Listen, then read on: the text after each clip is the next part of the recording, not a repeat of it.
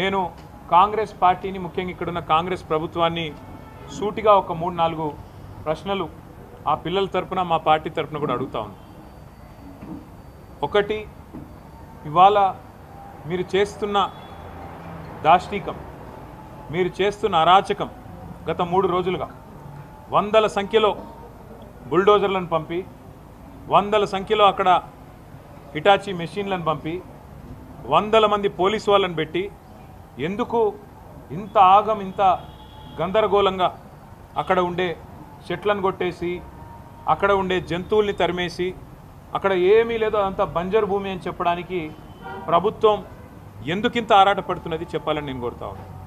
ముఖ్యంగా ఈ ప్రాంతం అంటే మొత్తం హైదరాబాద్ సెంట్రల్ యూనివర్సిటీ తీసుకుంటే దాదాపు 2600 ఎకరాలు దాటి విస్తరించి ఉన్న ఒక విశ్వవిద్యాలయం అది. మనం నిజంగా చెప్పాలంటే ఈ పశ్చిమ హైదరాబాద్ గత 10-15 ఏళ్లలో విస్తృతంగా పెరిగిపోయింది.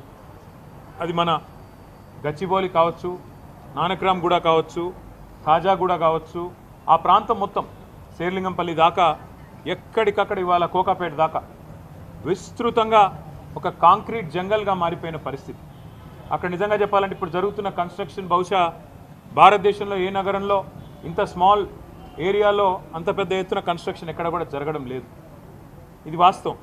అక్కడ మా గవర్నమెంట్ ఉన్నప్పుడు కూడా మరి 57-56 అంతస్తుల బిల్డింగ్లకి మేము కూడా పర్మిషన్లు ఇచ్చిన మాట కూడా వాస్తవం.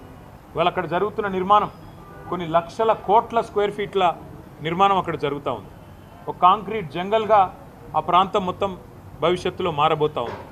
మిగిలి ఉన్న కొన్ని పాకెట్స్ ఎక్కడెక్కడైతే ఇంకా కూడా ఈ కాంక్రీట్ జంగల్గా మారకుండా పశ్చిమ హైదరాబాద్కి ఊపిరినిచ్చే ప్రాంతాలు ఏమన్నా ఉన్నాయి అంటే ఈ హైదరాబాద్ సెంట్రల్ యూనివర్సిటీ దాని చుట్టూన్న పరిసర ప్రాంతాలే నిజంగా చెప్పాలి అంటే ఒక లంగ్ స్పేస్ లాగా ఆ ప్రాంతానికి మిగిలింది ఏదైనా ఉందంటే ఇది మాత్రమే మిగిలింది.